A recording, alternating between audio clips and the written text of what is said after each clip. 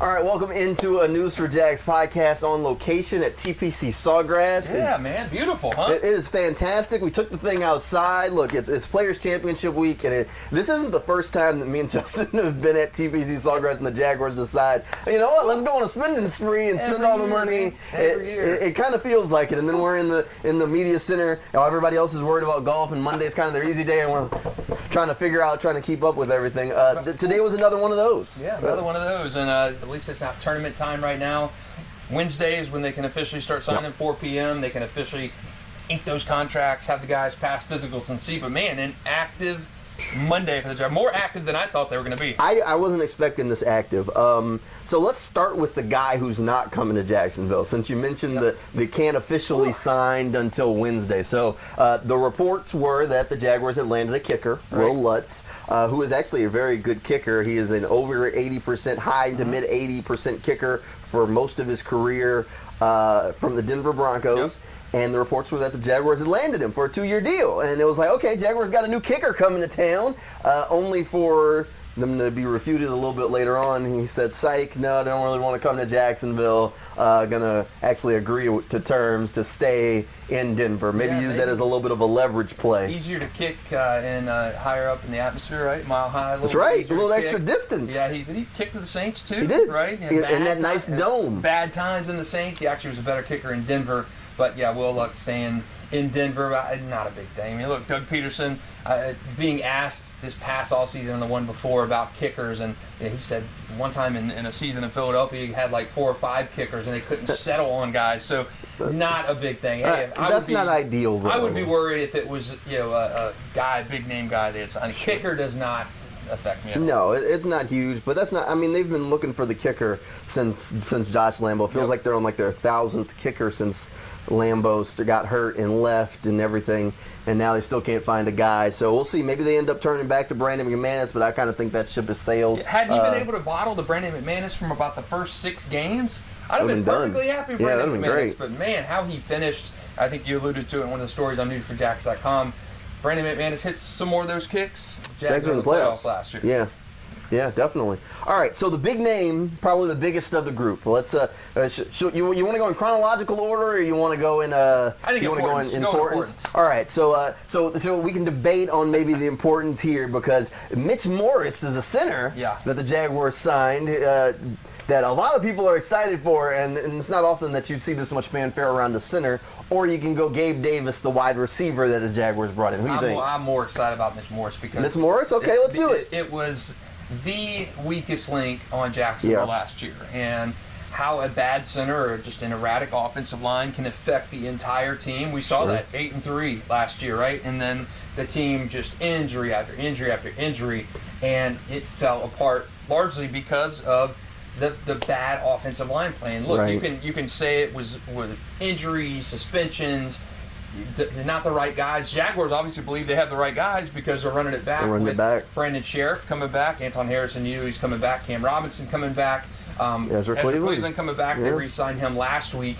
And then Luke Fortner's coming back. So Jackson Powers-Johnson in the draft, people were talking about him at number 17. But Mitch Morse, with him, it's a very good deal for the Jaguars. I mean, 2 years, less than $11 million. You fortified that offensive line, and guy that Doug Peterson actually coached in Kansas City. Sure did. So he knows him. He's a guy Pro Bowl as recently as 2022. And I think it fills the biggest weakness on Jacksonville with the potential to make Trevor better, make the run game better, home run, slam dunk type of situation. Mitch Morse, I love it. Look, I think the Jaguars did a good job. They got him in town. They didn't let him leave. Since he was released by the Bills, he could technically sign with any team immediately, didn't have to wait. So definitely good thing by the Jaguars. Good job there. I'm not above and through the roof on this for one reason and one reason alone.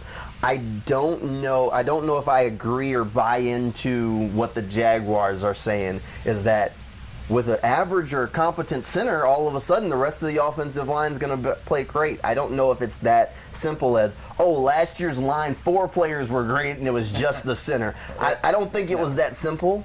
But it seems like that's what they're banking on, is that putting Mitch Morse in the middle at center, or at least making him compete for the job with Luke Fortner, and whoever wins that job will stabilize the offensive line. We'll see if they're right by banking on that.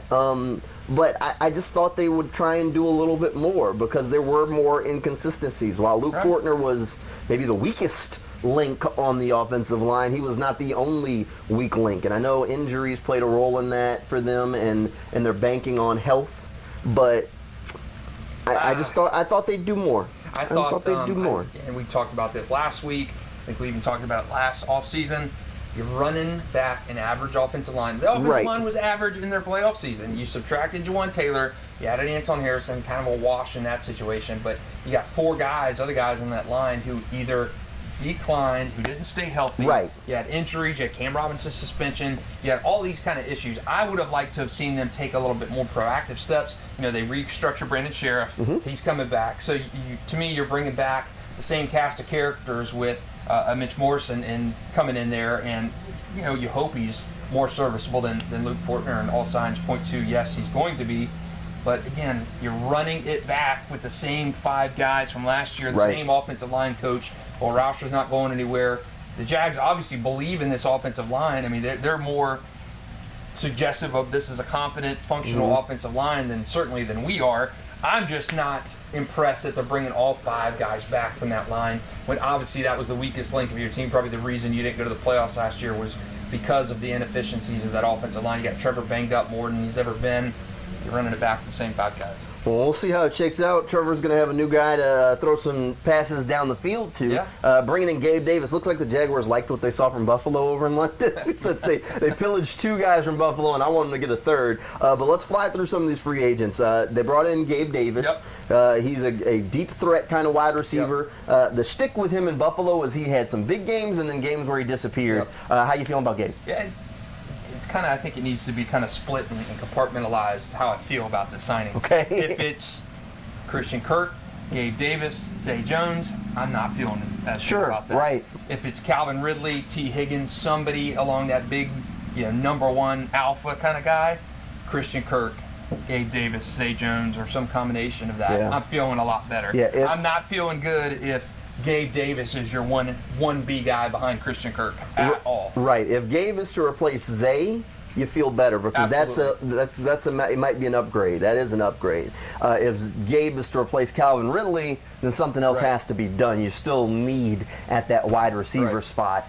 So we'll see how that shakes out. I like the Gabe Davis signing because the Jaguars haven't had a deep threat wide receiver in years. Right. Really, I like Christian Kirk. I wouldn't call him a deep threat receiver. I wouldn't call Zay Jones a deep threat receiver. Calvin Ridley was the closest thing. But he really won on intermediate routes more than deep throws. And Gabe Davis is that deep threat guy who wins down the field. Yeah, he's fast. He's from Florida. Yep. You're going to see him. I'm sure he's going to like playing back at Florida. It'd be nice to get a chance to talk to him. But I think that's that'll be nice because they don't have a field stretcher kind of guy. Now they do. Those guys, you've had maybe an A-Rob who was that field stretcher, but you've not had any of those deep threats who you really had to respect. Calvin Ridley wasn't that deep threat. No. You really had to respect. So another guy we need to talk about, the guy they got on Sunday, not a free agency, but through a trade. Yeah, we can't forget about Mac Jones. Look, I like the trade. The Jaguars sent the sixth-round pick to New England. They bring Mac Jones here. Mac Jones only has 1 year left on his contract. I know some folks are critical, but before I get into anything else, I want to lead with this, and we can carve it into his clipboard, engrave it on his lot. He is the backup quarterback. He will not be competing with Trevor Lawrence for the job. Trevor Lawrence does not have a threat for his job. Mac Jones, you could call him Mac the Backup Jones. He's a reclamation project. That's it. That's exactly what it is. And it's the same thing like Trey Lance got traded to Dallas, and people said, oh, Dak's in trouble. No. This is an opportunity for this coaching staff to work with a quarterback who has potential, see if you can put it together, and if for some reason Trevor goes down, now you feel like you at least have that possible firecracker. Like you got a wet firecracker in your pocket that you can pull out just in case. It's wet, so you don't know if it's going to light or not, but if it lights, all of a sudden you got something. If it doesn't light, then you know what? You tried. Yeah, and I think it's a low risk, high potential for high reward kind of funding. I know Mac had burned bridges in New England and didn't get a fair shake, and you got a defensive coordinator being your offensive coordinator. There's so many things wrong in New England. So was it's a mess. Fresh start for Mac Jones, and he's a Bowles kid. Played at Bring Bowles. him home. Didn't graduate at Bowles, like I know some people say, but played at Bowles under Corky Rogers, played at Alabama under Nick Saban. It's a great story, coming home story. You love those things. You love when Darius Williams come home, Zach Quarterman, those kind of guys, Rasheed Mathis, come home and play for their hometown franchise. That's a great story. But I think for Mac, the chance to reset his career. You're learning under a quarterback whisperer in Doug Peterson. You hope Press Taylor can get something out of him. And if Mac plays and sets the world on fire in the preseason, and some team loses their quarterback, I mean, you flip him for a third-round pick or something like that. So I don't think it's a one-year rental at this rate. They're not going to pick up his fifth-year option.